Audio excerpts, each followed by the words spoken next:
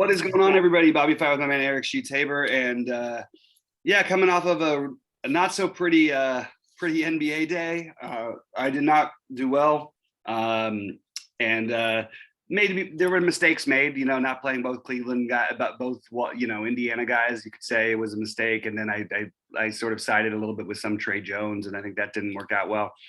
There was a lot of things I could have done differently that I didn't feel like I definitely, I don't want to say gave it my best effort, but it wasn't my best day. And apologies. I always like to try and do my best. And I thought the process was sound yesterday. I just didn't feel good about the way that it ended up, the way my lineups ended up looking. Sheets, sounds like you were doing similar, but more importantly, it seems like you're on healing. You sound better every day. Yep. Feeling better every day. I'll be out of here tomorrow. The other thing, as far as DFS goes, yeah, I had a similar thing with NBA. I actually did play both those guys together, but I also played them with Sabonis, which certainly didn't help. And I bit for some of that Cleveland guy, the guy they started, whatever his name was, the 3K guy. Mark Stevens, yeah. Yeah, and so that was no good. But two bits of good news. Two things that saved the day for me. I got third in a hockey GPP for a couple of thousand. Yeah, which made up for everything. And I hit my 3-team parlay that I announced. Oh, right. Yeah, we had my Jack's pick, which was LSU, and then I went contrarian against my last week. When last week I played Virginia, Clemson in the under against Virginia. This time was Virginia at Clemson, so I went for revenge on the road. I took Virginia with the money line and the over, and that came through. So nice. So we made no, certainly not as not a lot, but it certainly made money there. So that was good. And yeah, diversify your gambling portfolio because you never know which one's going to get there. I like that. Yeah. But yeah, I kind of want to I kind of want to put together a good NBA slate. So why don't we got enough games to pick from today. It's true. So let's get through it. I'm patient, even though we got a couple of sports to go through. I have very little. I got my hedge fund going, but aside from that, there's not much. Not going anywhere. So I'll take as much time as you need to get through this stuff. Yep, this is going to be a big one. It's a monster slate, and I really think that it's going to be so many weird things and so much news, and we're going to be arguing back and forth over if people are going to say, why are you mentioning this guy because he's a good play, why are you not this guy? And it's there's just going to be a ton of them tonight, so just keep that in mind. All right, let's I don't really have an overall must play, except for I don't know what the logic at this point would be in fading probably the same type of thing from Indiana that we saw last night, with Kiefer Sykes basically and Washington. I don't really know what the argument would be for not playing at least one of those guys. And other than that, though, I think it's going to be picking and choosing a lot of different stuff. All right, let's get into it. Let's pull up your screen, and we'll go game by game. Did you do it the other way, or what's that? Did you? Yeah. We'll see what happens. Yeah. Okay. Well, some a little bit of difference going on with Detroit because you're going to get Cade Cunningham back. I don't know if he's played in a while. I actually do. He played last game. Oh, he did. Okay. He came right back and played 37 minutes. Yeah, well, that would be good if he did that again today because I kind of like him.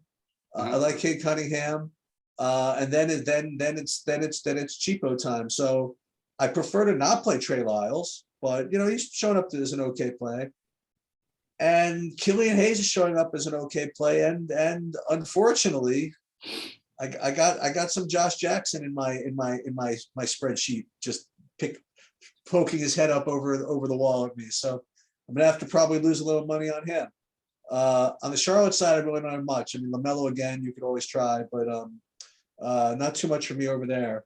So for me, it's Cade Cunningham, and then either Lyles, Josh Jackson, or Hayes on Detroit. Yeah, I think that we're probably on this kind of slate. It's probably a reach to play.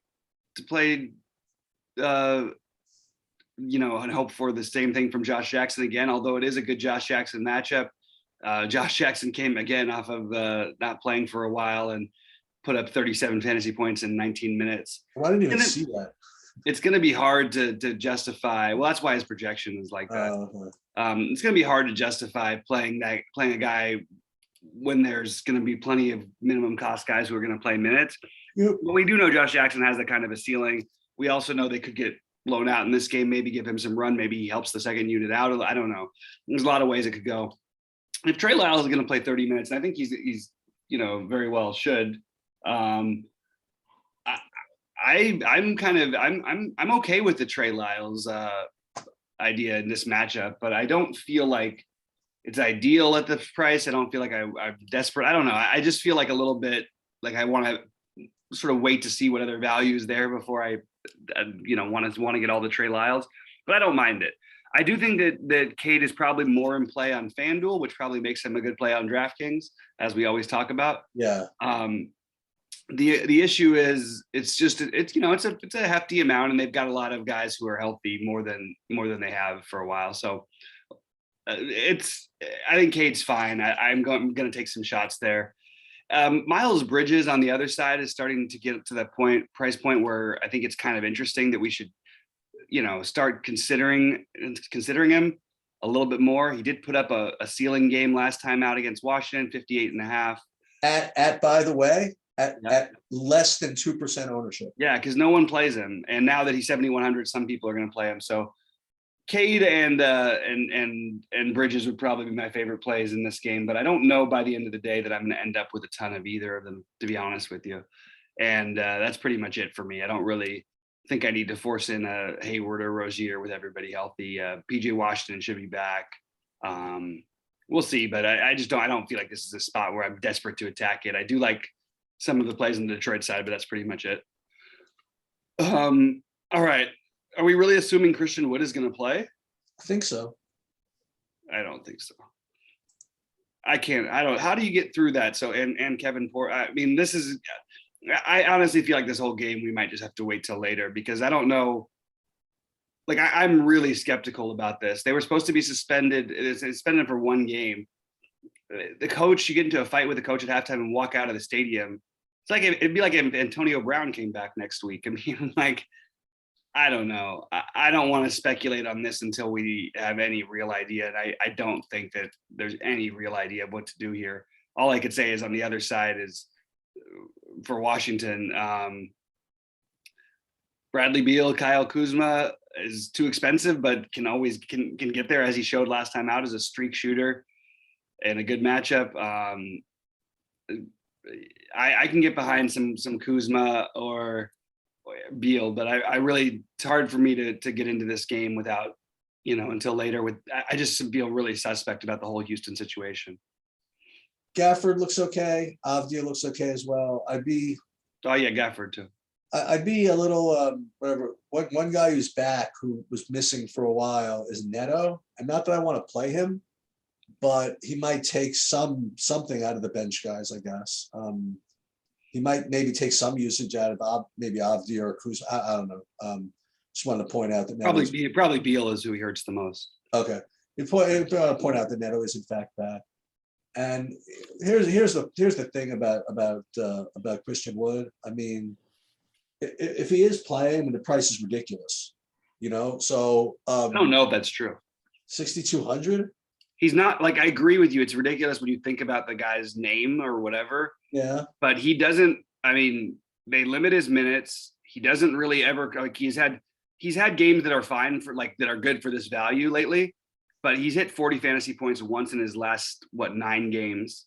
So it's not like this is that far out of whack. And okay. I don't know. That's the reason I'm also hesitant to speculate is like he could play like 7 minutes tonight. Like I don't know what. Absolutely. I don't know what they're gonna do there. But yeah, I hear you, man. I guess you're I'm gonna right. sprinkle. I'm gonna sprinkle him. You know what I mean? I'm just going to, and we'll see what happens. I'm not gonna play him in something big, but I don't want him to. Listen, you know the difference between some of these football players, these basketball players are freaking prima donnas, as they all are. But basketball players are just worse, and they run the freaking team, man. I don't know, for good teams when they're productive, not when you're a guy in Christian Wood who's never played for a team with 20 wins in a season, and that's not an exaggeration. That's an accurate statement. That's pretty incredible. Yeah. Never started for a team that won 20 games a year. But yeah, I hear you. You go ahead, Sheet. Sorry, I didn't mean to interrupt you. It's just No, that was it. I mean, that's all. The only thing I like on Houston is Christian Wood. And if they not out or something, then we can go back to what's his name, to KJ Martin and yeah, Tice again. Whatever.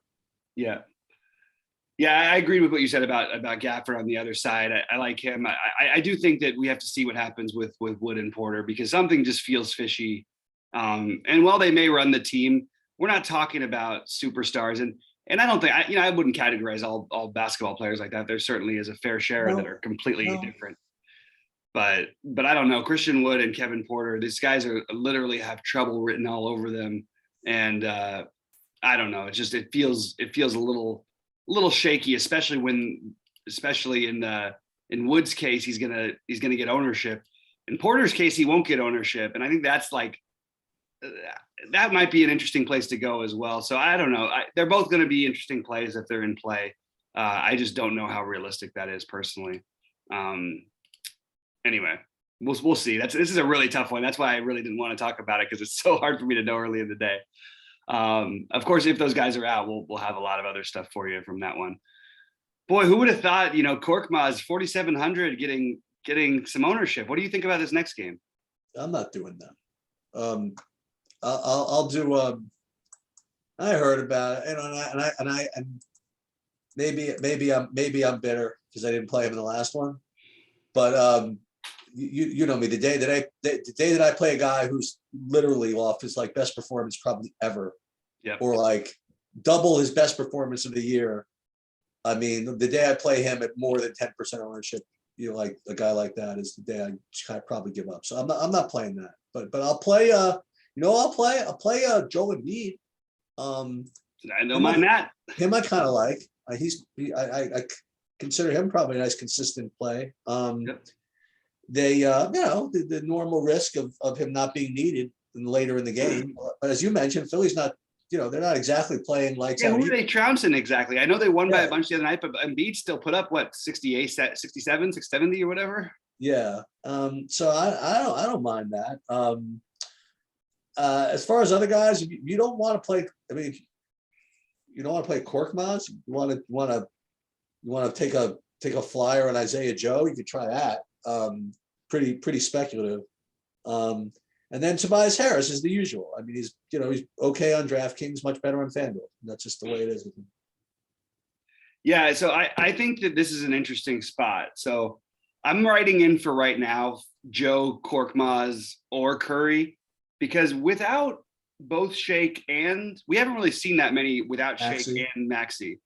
And it just feels like there's going to be minutes to go around now. They could use Curry as a de facto point guard to bring the ball up, and then they could play Niang, which may end up being a thing. So I would keep an eye out for this starting lineup.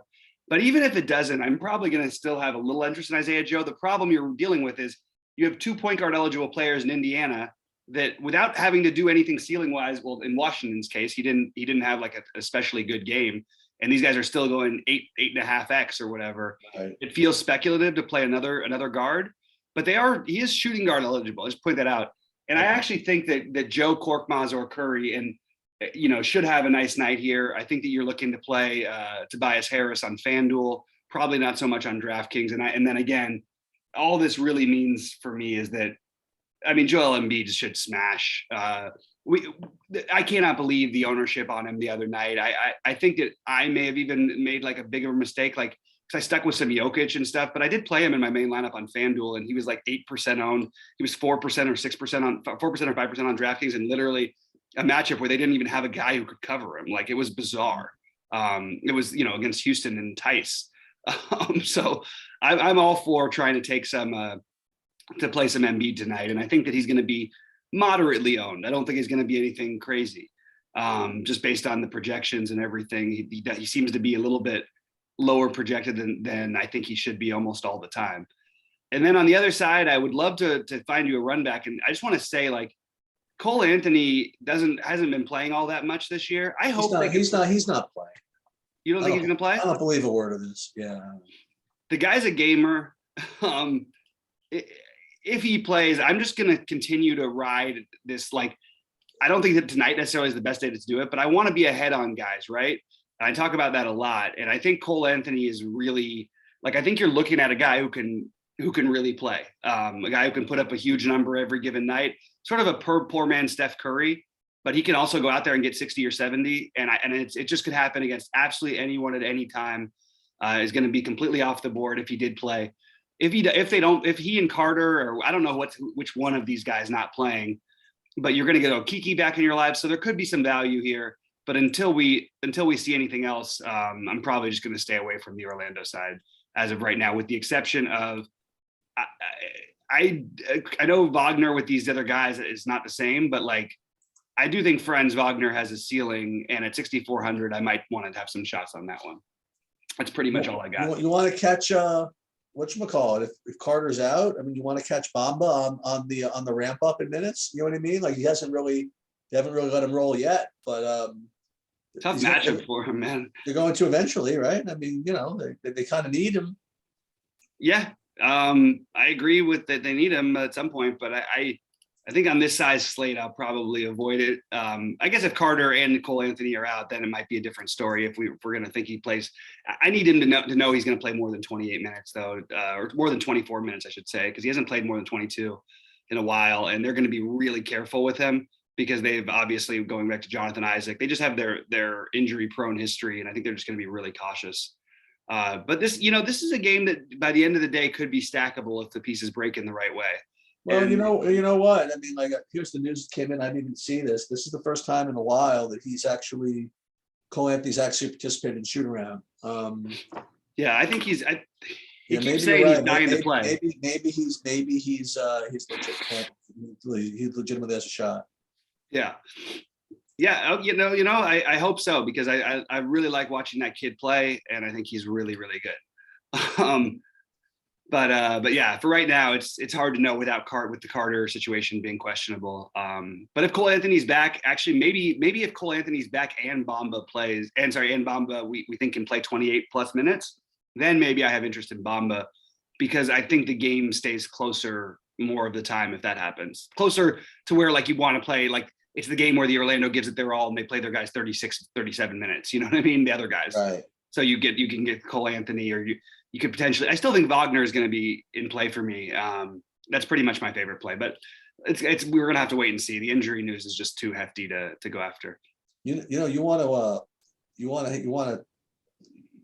to hear about a coach. I mean, imagine being the coach of Archbishop Malloy and not winning the Catholic League with Cole Anthony and Moses Brown on the same team. How about that?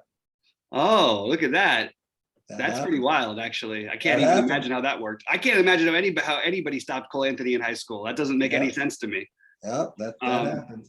Yeah, I believe it. That's just, guys, you told me before that he was good. I didn't realize exactly. We're talking about like an NBA All-Star at some point, probably kind of good. Yeah. I'll tell you something funny. So here's my funny brush with so this is my brush with Cole Anthony. So I was coaching eighth grade, and the coach of the other team calls me and he says, I just want to let you know in advance that I'm bringing a couple of guys down, they're not on my roster. I got a bunch of kids from Malloy on the team, and they're bringing, these two guys down to play. I'm like, listen, I don't care. Well, no, but you don't understand. These are like these are top 10, in the country type players. And it's like a stupid league game. It doesn't matter, right? And I'm like, oh, whatever. He's like, yeah, Greg Anthony, like his son, Cole Anthony, he's in eighth grade. He's gonna be playing varsity this year. And then you remember Kenny Anderson, his cousin is he's a stud. He's coming down to play too. So I'm like, okay, fine. So I told my team, I'm like, yeah, listen to these two kids will be playing, whatever it is. And we were like ahead by 2 at the half.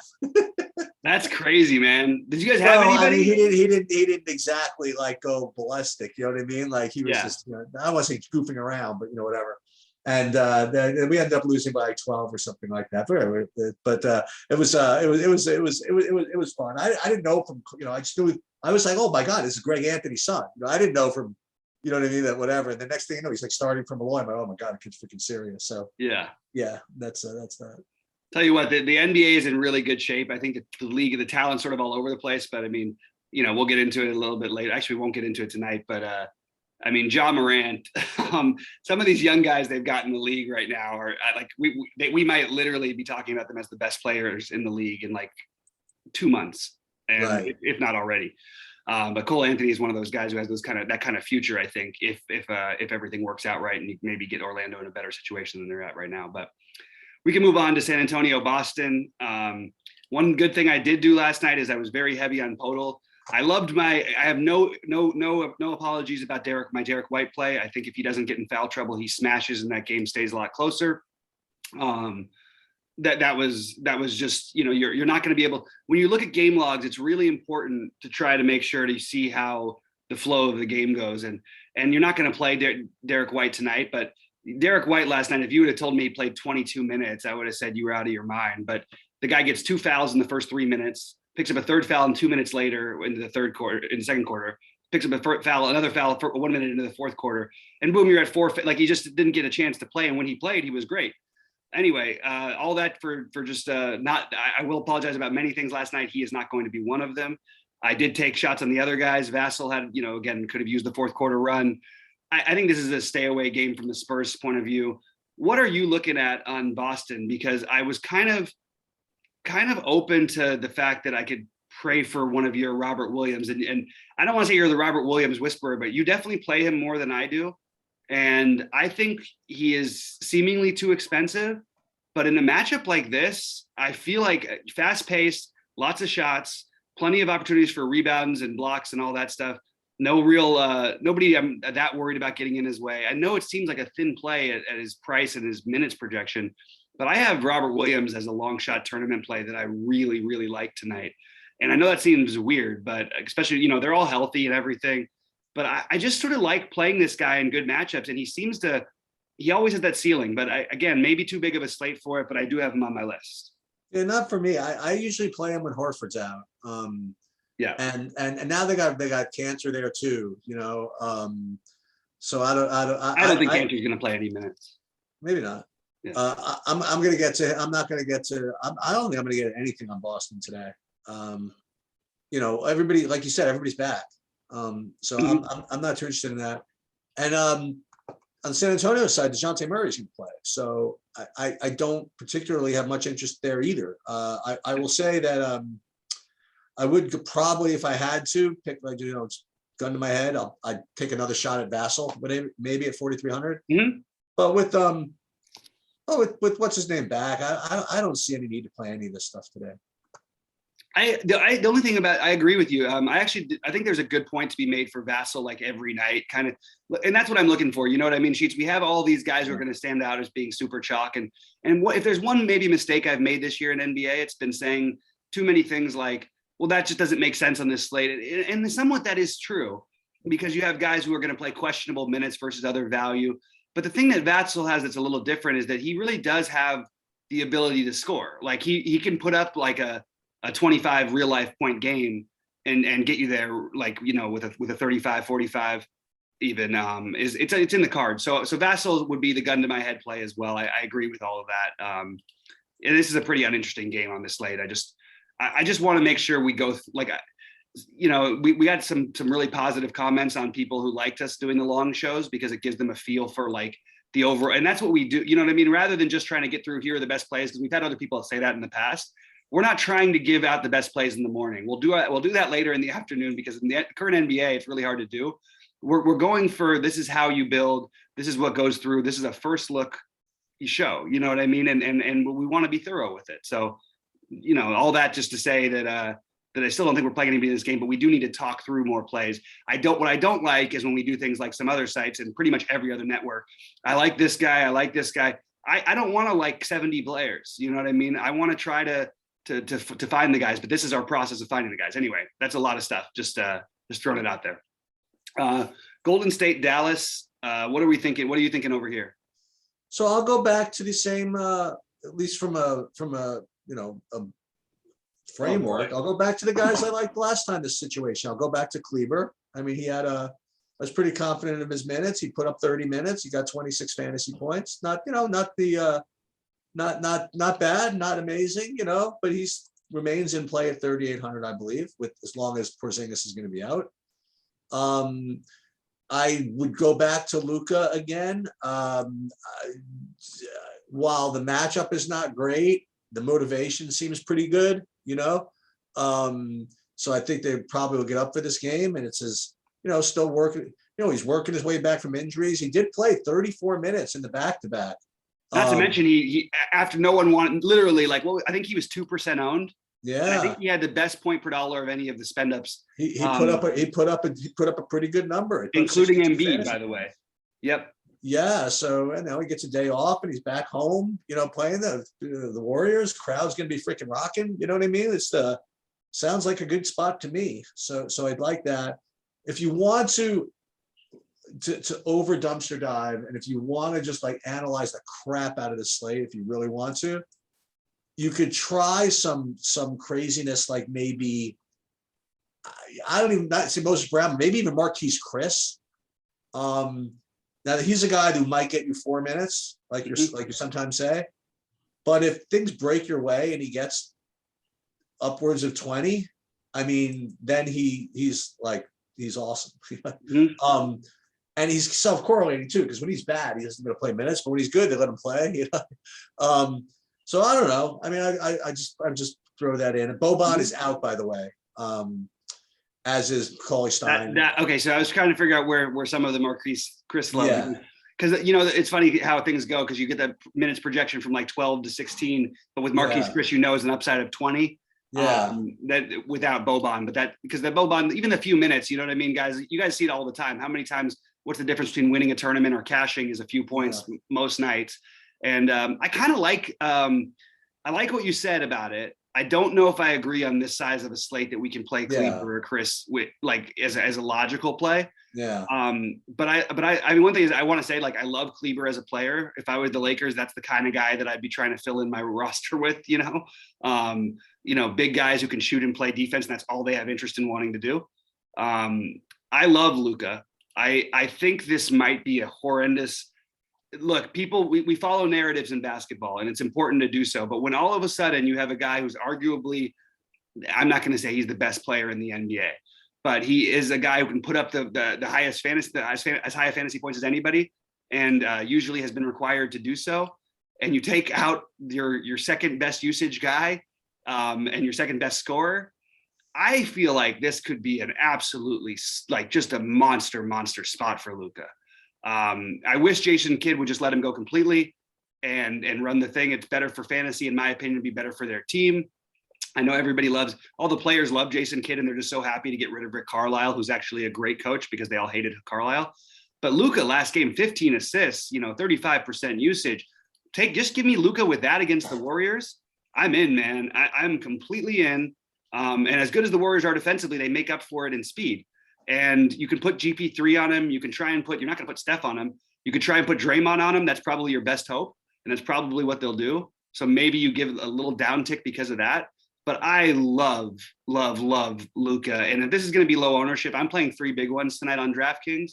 And I think Luka at this moment, I might have in 2 of the 3. I just feel like when you get this kind of, and again, it's hard because the point guards, and we'll get to the Indiana game next, but we just got news Torrey Craig is out on top of everything. So Indiana with those guards is going to be hard to avoid. And these guys are all point guard only eligible, which is to me really stupid, because I mean, Luka will play the 3 sometimes when Jalen Brunson's in the game. He'll play the whatever. But I love Luka. And I think if there were a time, like I really like Draymond on the other side, just matchup wise, he's coming back. I think it's a good spot for him to be looking triple double-ish against, Luka turns the ball over a ton. On top of it, you've got, basically no interior presence, which means Draymond is going to have a bunch of rebounds in this game.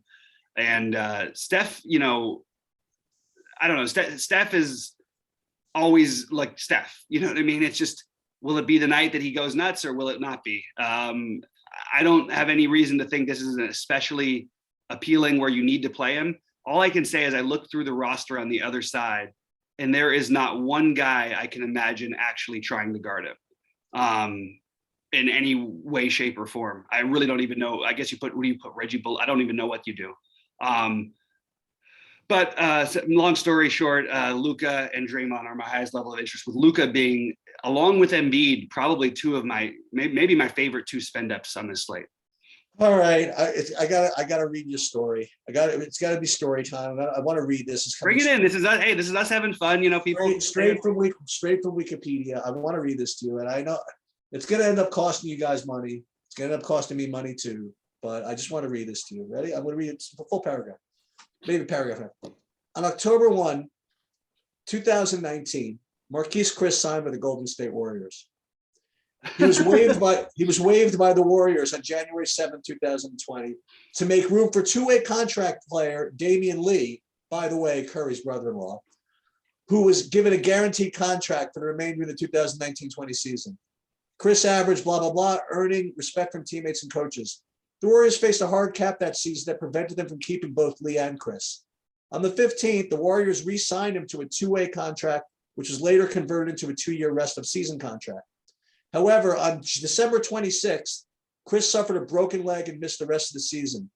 On March 25, 2021, Chris was traded with cash considerations for the San Antonio Spurs in exchange for the draft rights to Katie Lalonde. Chris was waived by the Spurs 3 days later, signed by the Portland Trail Blazers, was waived on October 16th, and on December 21st of this year, Chris signed a 10-day contract with the Mavericks and signed a 10-day contract with the Mavericks later, and now he is playing the Warriors. I am going to try it. And by the way, okay, we talk about, this is bringing up a general conversation that we should always have. What kind of narratives actually matter? Now, he's not a guy with the ball in his hand. He's not a main part of the Dallas team. But what he is that, first of all, he can shoot. He's willing to take shots. And if those go in, as you mentioned earlier, he can stay on the court, right? If he can stay on the court for 24 minutes, he can put up 40 fantasy points. He's got that in his game. We're probably like the only podcast or whatever DFS show talking about Marquise Chris. I doubt it. I think you're wrong, man. Maybe you're right. You've been right, and we've gone back and forth on. I doubt it. I bet, dude. Look, 2 games ago he had put 25 fantasy points up. The game before that he put up 18 fantasy points. This is going to be that guy who's like 25% on the 555 at the end. If they announced Dwight Powell and Maxi Kleber are out, sure. Well, right, obviously. But you also don't have Willie Cauley-Stein tonight, I don't believe either. Nope, he's out too. So, okay, you know what, Sheets? You're kind of talking me into it. He's played with these guys in practice. In all fairness, that was a really good move by the Warriors. Like, you don't want nobody's saying that it was a bad move. Yeah. I kind of can see a little bit. I just can't imagine though, like with if Luka was out or something like that, and you had the Kristaps back even, like, and he was playing in that situation, I think I'd be more into it, because I just don't see like Luka letting him just kind of trying to go nuts. But you never know. Jason Kidd will play the hot hand thing. He's an old school coach. Okay, you talked me into it. We'll do some research on it. How about that? We'll consider. We'll talk about it at 6. How about that? It's the kind of idea I like. I tried the Lance Stevenson thing last night. It didn't exactly work, but it wasn't. I still stand by taking shots on those kind of plays. You know what I mean? Like my Dwight Howard last night was not a play I planned on going into the slate with. But when I see that I need a little help later in the day, and everybody's going to play Damian Jones and no one's going to play Dwight Howard, and Dwight Howard is projected for 0 minutes. This is the kind of play that's a little bit like that. So I'm kind of into it, Cheech. You sold me a little bit on this one. I think this is for a lot of talk for a guy who's probably going to have like 2 fantasy points tonight. But there is that chance that he wins one of our listeners a tournament. I mean, he has that in his game. So he's in there. Yeah, I mean, and by the way, in 15 minutes he could put up 25, and you could still get home even without that massive 40-point performance. Or maybe Golden State blows him out and then leave him in there. That's true. But long story short, I love Luka here, and I think Luka. If you want to throw in a couple Luka Steph lineups on your lotteries, I think that's not a bad idea. Yeah. Brooklyn and Indy, what do you think? Welcome back. Welcome back to Mr. Kyrie Irving. Yep. Which means that you can make the argument that you can't play Durant and Harden, although I'm not going to necessarily agree with that right so fast. I have this weird idea that I want to play Harden anyway, but we could talk about that. I do not. I know you're going to try to talk me. I don't want. I don't want to do it. I don't want to play Kyrie. I just don't want to. Oh, I don't want to talk you into it. Oh, okay. Because you usually talk me into Kyrie. I don't want to play Well, Kyrie. I mean, it was when Kyrie was playing basketball. No, I know that. What do you? I mean, not off for a year and a half. No, I get it. Okay, fine. And I don't like much of anything else on the Brooklyn side. And as you kind of alluded to in the lead-in, even though they're on back-to-backs, I just don't see any reason to not play Sykes and Washington.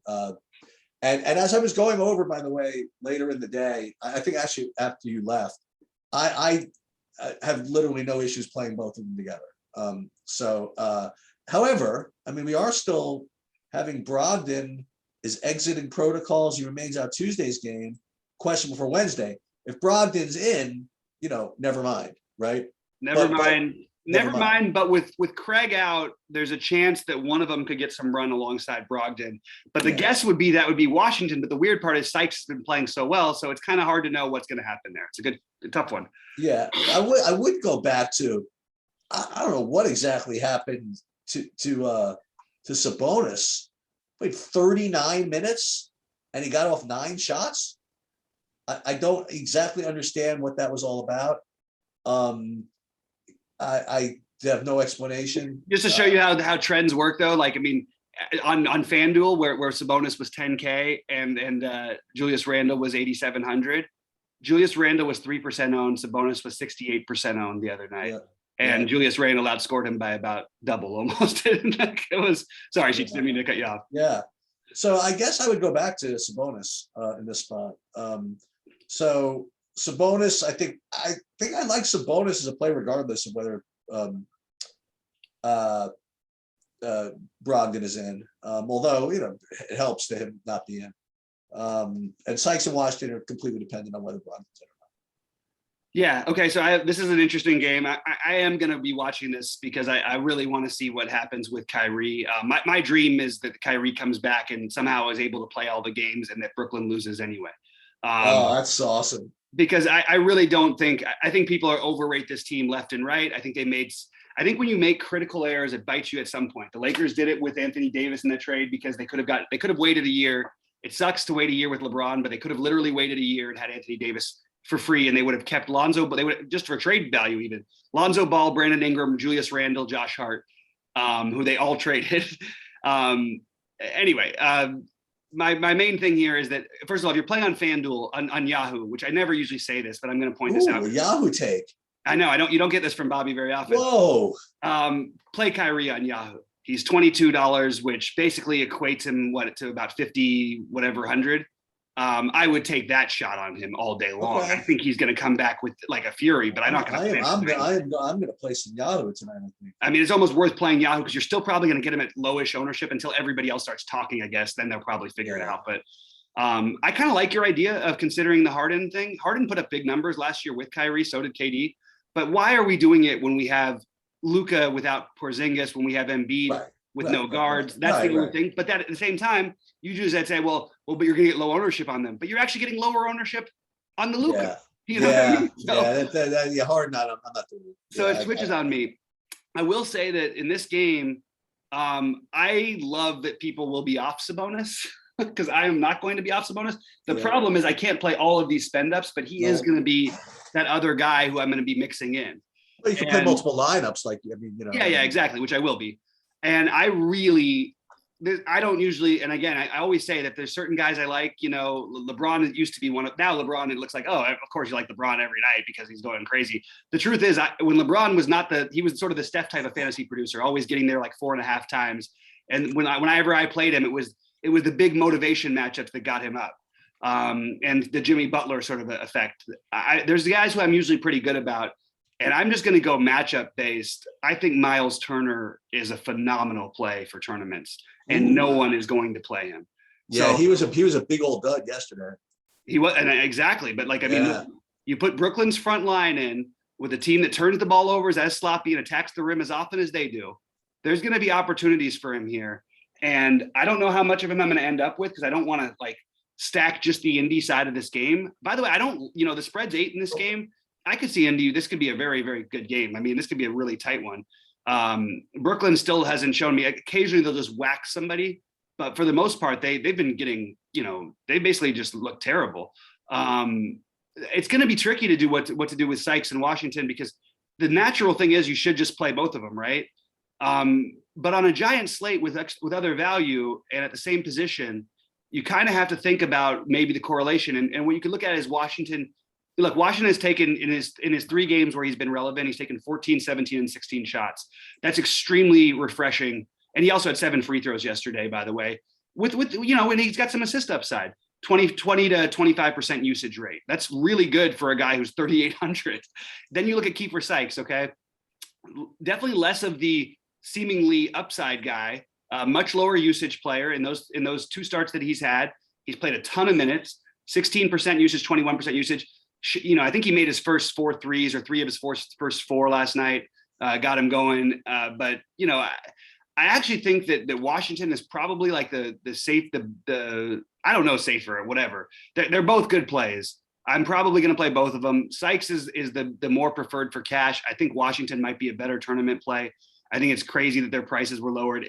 But again, if Brogdon's back, we're going to have to see what they do with the lineup. And without Torrey Craig, one of these guys should have to play alongside. It just makes more sense that Washington might be that guy to me, just from an eye test. But we'll have to see what happens. I don't know about it. And I'm going to say this, like, you have your what's his name take? Your Marquise Chris. Well, what about Lance Stevenson's first game back in Indiana? It's really thin. And you probably would need to play him along both the other guys. But if you want to know how these guys don't get there, it's because Lance Stevenson ends up playing 24 minutes instead of 15. And one of those guys ends up in the 26 minutes and doesn't shoot the ball well or something. But obviously Washington Sykes. And then I am going to make sure to enter some Lance Stevenson lineups, just because I can't resist it, man. First game back there, they worship him there. It's a good team matchup, and they might need him to play some minutes on the back-to-back. So all of these things are leading me towards him as my get weird long shot tournament play. All right, couple of points. First of all, is I'm totally into the Stevenson thing. Okay. Didn't even realize he was on Brooklyn. I thought he was on Indiana. No, he's on Indiana. Yeah. What? He just signed back with Indiana. But this is I thought that he's on Brooklyn now. No. Yeah, he was on Atlanta, and then now he's on Indiana. But he's just signed. Okay. But he's back in Indiana where they love him. Oh, okay. It's his first home game back with Indiana. So this was the point I was making. So I was trying to figure out what was going on here, and I'm going to have a combination of a new school take with an old school take on this Indiana situation. So you have Sabonis, okay? He in the last game played 39 minutes, 9 shots. Okay, you had Miles Turner, who played a full allotment, is 34 minutes. He took 4 shots. Okay, these 2 freaking clowns. I'm going to use them as examples. Okay, I'm going to call them clowns for a moment. Okay, these 2 clowns, Washington shot the ball 16 times, and Sykes shot the ball 16 times. The point I want to make is that given that distribution, Indiana lost by 10. Okay. And I could just imagine the coach and whatever said, dude, you got your freaking, you appreciate you guys are here. Okay. But you got freaking Sabonis. He's our freaking stud. You have Miles Turner. Why don't you give him them the ball, whether right. You guys shooting it 16 freaking times and having us lose by 10. Okay. Right. So maybe, just maybe, even if Brogdon doesn't play, they're under orders to drop the ball down into Sabonis and to Turner before creating and getting their own shot this time. I don't know. That's my old school take of why you can fade those guys. But it's still hard to fade both of them, right? Like, assuming there's no, especially with Craig out now too. Who's going to play the minutes for the guards? We got to that dude again. That's oh, I know who it is. It's like you said. Well, now we can go back to well, first of all, I'm seeing Duarte. Oh, he's doubtful. But maybe go back to the guy we don't like to play. Maybe go back to Justin Holiday. Yeah, and by the way, his minutes were really limited last night. They didn't play him much. Yeah. And they lost by 10. Yeah, and maybe on the back-to-back they do play him some, but I don't really like that kind of a play in general on big slates because it's 3-point shooting. The answer is your dude. The answer is Point Stevenson. Yeah, maybe it is. Point Maybe it is. Lance. But I don't think I never heard of anybody bringing Lance to get somebody to take less shots. I know. That's true. Like, Never heard of that either. All right. Let's talk about Toronto and Milwaukee. But I do think that's a game that we're going to obviously be focusing on. And Brogdon's health, if he's healthy, it's going to change this whole slate. So yeah. Because those guys are going to show up as pretty outstanding value for good reason. What do you think about Toronto-Milwaukee game? I think that Giannis is a good basketball player. And I think we could include him in the list of players that might not be highly owned who could put up 70 fantasy points. And as a result, I kind of like him and what I think is going to be low ownership. And I don't like anything else on either side of this game. Boy, how about the other night losing at home? They lost to Detroit at home. Wow. Oh my God. God help. Everybody's Toronto. Worried. The only way Giannis doesn't get there is this. Right. Yeah, it feels like another good spot. And this is what I'm doing is I'm just going to prioritize the lower owned spend ups tonight. And I think it's, the other ones, there's a lot of logic in playing some of these other guys, but I'm happy to take the low ownership on Giannis, Embiid, and Luka. Give me a break. So that's what I'm looking at here. I'm not entirely sure what they're doing with the rotations in Milwaukee right now. It's a little funky. George Hill projected to play a ton of minutes at 3,200. Probably no good. The back-to-back for Toronto is weird.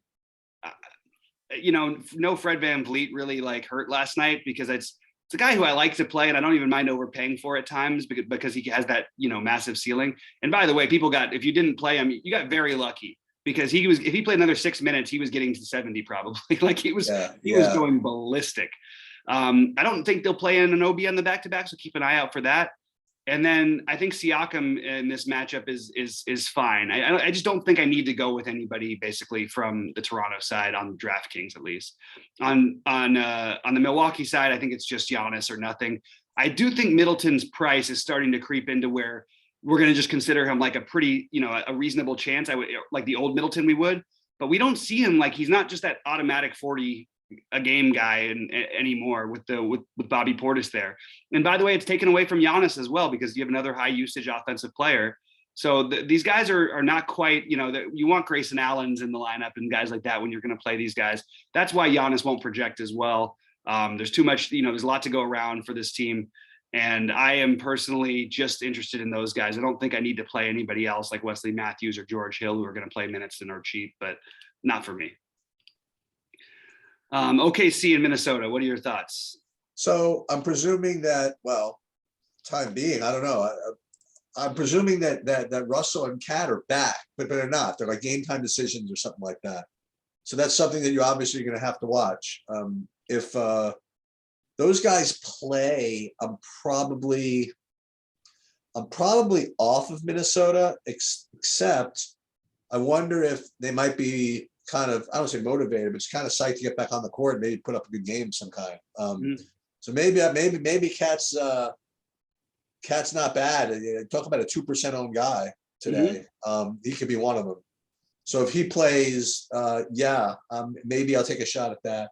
Russell's just never done me any favors. I still think I'm going to play him, but he's going to be 2% also. If these guys are out, then we're right back to where we started, right? Back to Edwards.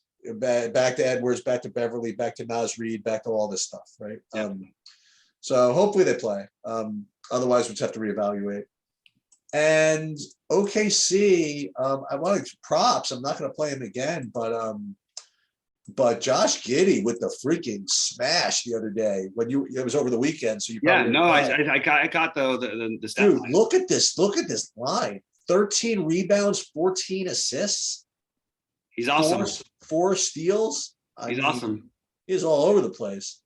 With that said, maybe just Shea on OKC for me. The other thing that you missed, I don't know if you missed it. I'm thinking you should be glad that you did. You missed Pukashevsky starting. I know. And getting 30 minutes and not doing anything. So you missed that, and you missed something else in that game, I think. You missed a chalky somebody. You missed like a 70% owned Ty Jerome who busted, getting 30 minutes. So there was a lot of OKC stuff going on in that game. Yeah. I'm just probably off of all of it though. Yeah, I think that they have a lot of bodies. If you're going to play Shea or Luka or any of these guys, people are going to have to figure out how, because it is a point guard only position. I mean, these guys are all, and then you have the Indiana guys. That's what's going to keep, for once, going to keep Shea's ownership low. So I guess from that standpoint, he's a really interesting play, that in the matchup. But I don't know, man. It doesn't feel right to me at the moment. Giddey also taking more offensive responsibility. I mean, if I had, like, by the way, those guys they're both really good. Obviously, Shea's got more experience, but Giddey is, I mean, these guys are, I don't know who I'd rather take if I was starting a franchise right now. I guess it'd be Shea, but it wouldn't be by much. I mean, Giddey is just getting going. And then, yeah, like you said, if Cat and them are out, back to the other guys. If Cat and Russell play, probably going to have a tiny bit of interest in Cat, but don't realistically see myself getting there. Yeah. And my guess is that they are going to try and get back on the court. That's just my early guess. But we have another interesting one coming up for a Utah team that has literally has been like the only team with nobody in like COVID protocols basically this season, it feels like. And you've got 4 legit questionables on Utah versus Denver here. So I don't know how we're supposed to break this game down, and it's a 10 o'clock game because Royce O'Neal, Rudy Gobert, Bogdanovich, and Whiteside, and you're already missing Joe Ingles. So obviously there's going to be something that could pop up here if all those guys are out, or any of these guys are out for that matter. That's a lot of stuff, and I don't know how to speculate on it right now because I think they are, in some of these cases, legit questionable. I don't really know what to do with it. Sheets. Any thoughts on that? So first of all, Mitchell and Clarkson are probable, so they're going to be. So they should be good to go. Yep. And you have what's his name, Bogdanovich, with a kind of sprained offhand finger. I don't think that's probably rates to be that big of a deal. So I'm not worried about that. And as you mentioned, Ingles was the first guy from Utah to finally go into protocols. They were the last team. They had nobody in protocols. They were the only team, and it finally got to the Utah, and Joe Ingles is in there now. So Royce O'Neal, he's a questionable. It doesn't say why. Yep. It just doesn't say why at all. Right. Yeah. So you can play Mitchell if you want, on the Utah side. You could play Rudy Gay if you want on the Utah. I would want somebody to be out though. I would want maybe Bogdanovich to be out or something like that. To get him in. Rudy Gobert. Wow, legit questionable. Oh, if he's in fact out, then I mean you really got to watch this, right? Because if he's out, and Whiteside's in somehow, then obviously you're playing Whiteside. Okay. If they are both out, then I don't know what I'm doing. then you know what? Then they're probably just gonna go small. You know what I mean? Like, what are they gonna do? They're not gonna play go small, double Jokic, basically. Yeah, something like that. And they're not gonna play M. Bolt and these other guys, Equal Buckley or whatever. I mean, they probably will play him some minutes, I think, but yeah. Maybe, but they could play Rudy Gay could play sort of the 5 he has to, so maybe he should play Rudy Gay if Rudy Gobert is out. But even him, his minutes are he's not playing more than 25 minutes, I don't think.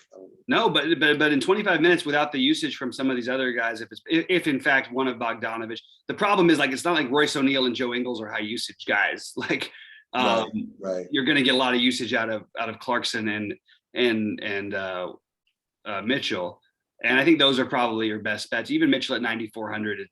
I mean, by the way, if you want another narrative here, this is the team that knocked them out. And yeah, first of all, Mitchell's pretty solid anyway. A couple of years ago when they should have had their run in the bubble, and that was against Mitchell going back and forth with Murray. Yeah. But I don't know. I'm sort of into that Mitchell as potentially a play here. But we've talked about a lot of high end plays here, so I don't know if I can play all of them. But I do think it's kind of interesting. And what do you think? Like, okay, so and then you're going to get another unknown stud in Jokic, and I think that he's really good. I think I have the other guys a little bit ahead of him, but I think he's an awesome play. And he belongs in the same category as the Giannis's and all these other guys. But I would have him a little bit behind them, assuming that Utah has Gobert, even though I'm not worried about the matchup with Gobert. It's just, there's just other great plays on the slate. It doesn't feel like you need to go there. So that's where I'm at with them. I don't really. I have Jokic is actually my favorite of the spend ups. Oh, interesting. Okay. Yeah, I have him as my favorite of the spend ups. I thought he was going to be a little higher owned than. Actually, I have him and Giannis as maybe the highest owned of the spend ups, but maybe, but not much. Maybe 15%, something like that. Right. I have him slightly the best, and he's been, nothing but. I would say nothing but a disappointment, but he's he's certainly given people a little bit of a headache over the last several games. They keep getting killed. Can't get that 38-minute game out of them. Yeah, and you know what? If Utah could kill them too. It's not easy. It's not easy to kill Denver in Denver, though. Nope. So that's something to consider. Yep. And this is Denver coming back off of a 4-game road trip, coming back home. Yeah. Yeah, I think this is a good spot for this whole game. Actually, I mean, like to stay close and like all that stuff. So I would play Jokic here. And then again, I don't know if I could do Mitchell at 9,400, especially like if, this kind of sounds weird to say, but if like Bogdanovich is in, that's like more shots that may be taken away from him. Yep. So I don't know. Maybe it's not bad. Maybe Mitchell at 9,400 is really not bad. I was thinking of LaMelo at 9,400. Why can't I play Mitchell at 9,400? I don't know. But I definitely like the Jokic thing. Yeah. And I'm not going to play Mike Conley probably, but by the end of the day, but I just want to say that that's one of those plays that always gets overlooked, and it like literally can get you 40 without even having a good game. So just keep an eye on who's healthy. The next game is a really interesting game, and I'll start this one off if you don't mind. Sure. I like all the other guys, but I put Trey right there with them. So I have Embiid, Luka, and Trey as the top 3 for me right now, factoring in ownership and everything. And I just think this is a really good spot for Trey. I think it's a really good spot for Kevin Huerter. I just watched the Lakers whole game last night against Sacramento, and they will push and they won't play defense, and that's what Atlanta does too. So this should be a big game. I think Clint Capella is being way under projected, and I really do want some pieces of this if we have Reddish out again. But I probably need Reddish out on this size slate. But Huerter and Gallinari are going to be really interesting for me in this game. Gallinari played a ton of minutes the other night. If you give him 30 plus minutes, he's usually going to end up in the 30-point range against Sacramento. So and then you get I don't think you need to play a Kongwu on this slate. He's basically backing up Capella. It does kind of kill a little bit of Capella's upside possibly, but the truth is they don't need to give this guy minutes, and Capella, they need to win games. So I'm going to side with the guys who are going to play. And if we have Reddish out, by the way, Trey's questionable too. But I think he's going to play. If we have Reddish out again, I would go right to Trey in order. Trey, then Huerter, then Gallinari. The only thing different that the public might have a little different is they'll probably have Gallinari a little bit higher and potentially Huerter a little bit lower than I do. But I have a Huerter, specifically a Huerter or, and yeah, I think both couldn't get there, but it's a big slate, Huerter or Gallinari. One thing that Sacramento does try to do is take away the top scorer for the team, and they actually did a pretty good job last night. But guys like Malik Monk went completely nuts. Taylor Horton-Tucker looked amazing for at least half of the game. I do think this is a spot you want to try and target. And then I'm really curious what on the back-to-back, what Sacramento does. This is more of a standard position. I mentioned how I didn't like Damian Jones by the end of the day very much yesterday. I did play him in one of my lineups, but I didn't feel good about it. The Lakers were going to go small, and he still played a bunch of minutes. So I am probably happier to go back to Damian Jones today than I was yesterday. I hate that he's going to get some ownership tonight. Like Buddy Hield, we got it no ownership last night, and he was great. He took a million shots, and it's the Lakers, but this is the Hawks. And Buddy Hield, Damian Jones, probably my two favorites. I think De'Aaron Fox is right there. And then off of just a terrible game, I think Halliburton is in play. I mean, they're all in play. It's a great matchup. I think I would rank them Damian Jones because of the value, followed by, I guess, Buddy Hield, then De'Aaron Fox. That's the way I've got it looking. But Buddy Hield is, again, you could get like 10 fantasy points from him. So just keep that in mind. And it is a back-to-back for these guys. Jump shooters I don't usually like on back-to-backs. But this feels more like the Damian Jones spot than yesterday did to me, personally. Go ahead. That was we forgot to tout your call. That was a really, really good call on what's his name last night, by the way, Buddy Hield. We talked about it in the live stream. Yeah. Yeah, I didn't even know how he did because I remember I fell asleep for that game. But yeah, he put up 45 or whatever the hell that was. Yeah. And again, he's a guy I like to say he self-correlates. I mean, you can play him whenever you want in GPPs because if he's shooting well, then he's going to shoot even more. Yep. And if he's not doing well, then you're dead anyway. You know what I mean? He's gonna achieve his median projection like almost never. He's right. So that's perfect GPP play. But I have to say that I think Fox is a tremendous play at 7K in this spot. Mm-hmm. It's a perfect matchup. And he is gonna, I don't know, just 7K seems like from a projection perspective, and even just common sense perspective against this team. I think I'm in on that. The Atlanta side, I don't know if I want to play Gallinari. He's a guy that's going to project well, and he's a guy that played a lot when he's projected well, and he's a guy that just never seemed to do it for me when I've played him when he's projected well. That doesn't mean he hasn't done well. I just haven't had a lot of luck doing it. I do like Trey for all the reasons you mentioned. He's going to be yet another low-owned guy. And this is going to be a pretty good pace matchup. The Okongwu thing, I don't know. The Herder thing, I don't know. I'm just pretty confident in the trade in the trade business. If I had to rank the other guys, I would say this all presumed Cam Reddish is out. Right now, I've projected as kind of in right now, actually. Yeah, we'll see. But I don't rather play that Gallinari. I'd rather play Herder than Gallinari, even though they're totally different positions. If Herder plays, I mean, I know he usually gets minutes at least all the time. I don't know. So I like that. And Okongwu again, I prefer. Obviously, I prefer him starting. So yeah, I'm not as into maybe the bench guys, but I do like the game. Yeah, I think this is a game we're gonna. This is how you get your late stack exposure, and then you hope things break your way. And by the way, it's not like if Reddish plays, they're doing that weird thing with the projection systems where Reddish is projected to play to 20 minutes, which is he's probably going to play 26 or he's probably going to play 0. Right. Okay. So it's kind of a weird situation. He hasn't really played less than 20, in any kind of normal game environment in a long time. But I really think this is, Sacramento does not play defense. Atlanta does not play defense. This is like the spot we should be targeting. Right. Miami, Portland, with no Jimmy Butler. What are you doing here? Yeah. So this is why it's hard to play De'Aaron Fox. This is why it's hard to play all these other point guards, because if we use the value, you've got Lowry, you've got Hero, you've got Trey, you've got Luka. There's a lot of point guards out there today.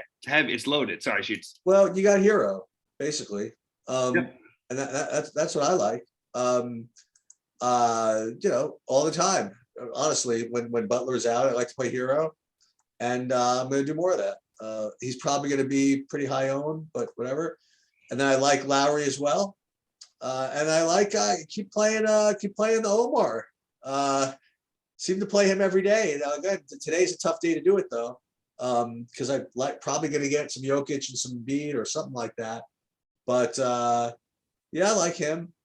And Caleb Martin's been doing rather nicely. He's only 4,500. I have him at like double-digit ownership though. We'll see where he ends up. Yep.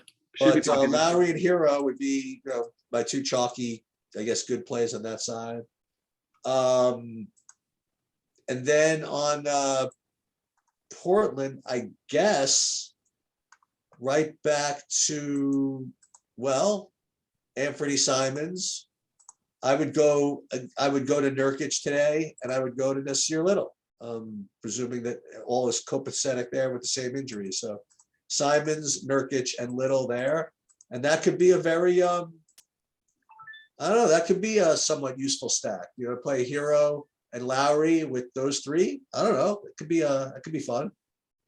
Yeah, it's nice to have Anthony Simons with the shooting guard eligibility. I'm a little worried about the people chasing after the monster game, like, you know what I mean? But again, he doesn't need to go completely nuts like he did. He made 9 threes in the last game. Like, I mean, for a guy who's a streak 3-point shooter,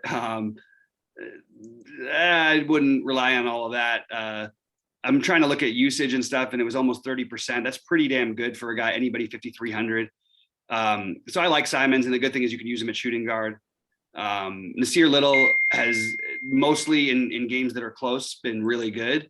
I don't love this matchup, but I do like Little a ton. So I think those guys are both priorities as of right now for me.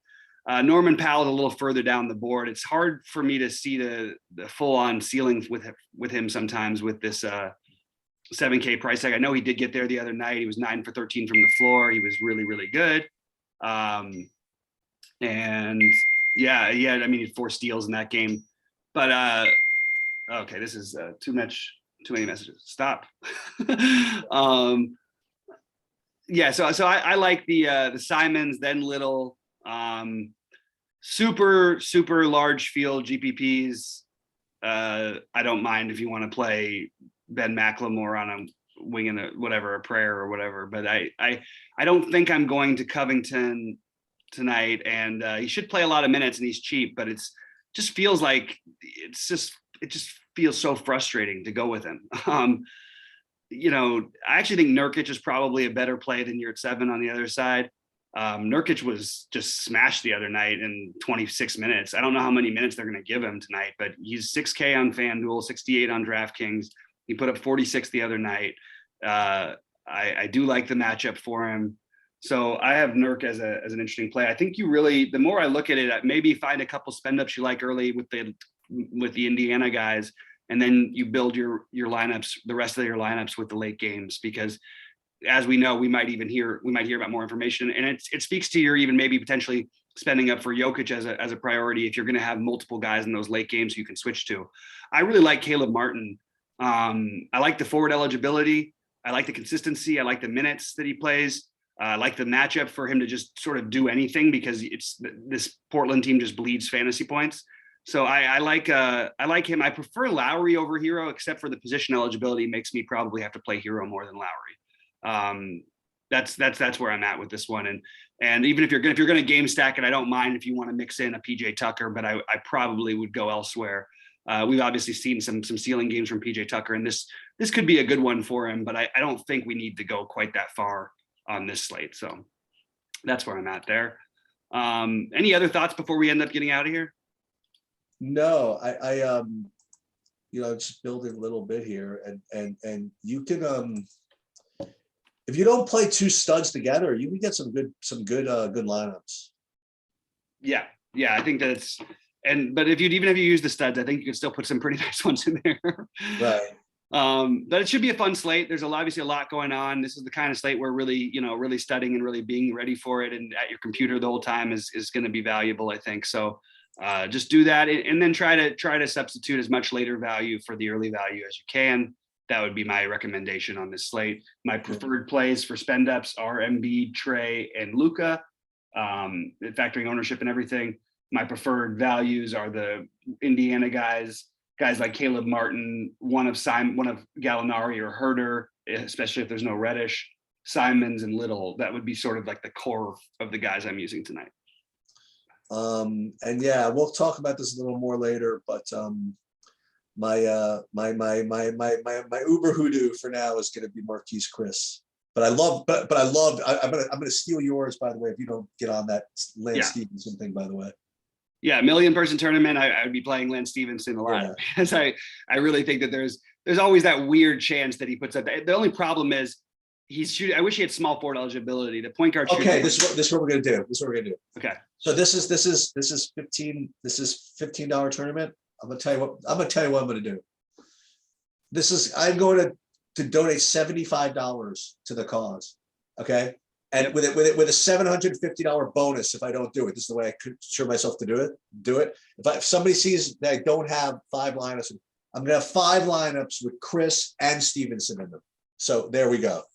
$75 into the garbage can for the cause. Love it. I just want to point out something about the lineup construction, about the current one you've got built, and there's nothing wrong. I actually like all these plays, except for the Chris thing is obviously thin. But I just want to say that I will not be using shooting guards in my guard spot very much today. I just think it's a point guard heavy slate, and that's just my personal strategy. That's interesting. Because the indie guys are right where you start your slate for me, and it's going to be hard for me not to have one of those guys if there's no Brogdon in every lineup. It doesn't have to be both of them, but one of them probably will be in my lineups. But again, we have to think about this for a second because what was I going to say? Those games are early, right? The Indiana game. Right, of course. But at the same time, those guys they're already good value. We know they're good value. Right. If there's if those are the priorities, you don't worry about saving them. Right, exactly. I mean, and there might be other stuff that opens up later, but it's really hard to imagine it being much better than those guys for me. Right. All right. So good luck, everybody. We'll be with you at 6 Eastern, and it's going to be a wild one. So I'll probably have to do the half-hour thing because I'm playing a number of lineups. Okay. And I'm always in there until the game's locked to answering questions in Discord. So jump on in there, and we will. This is the last week of our free Discord. So guys, check it out. And is that really true? Thank God. Yeah. There we go. And also, we're going to try and turn the late show into a priority show only. We're getting the whatever 70 viewers are coming in and out, or 80 viewers, but it's going to be our guys only from now on. So no more trolls. Thank you. No more trolls would be nice. All right. Good luck, everybody. We will hopefully see somebody at the top of the leaderboards tonight, if not all of us, because I think we're ready to crush one. Let's go. All right.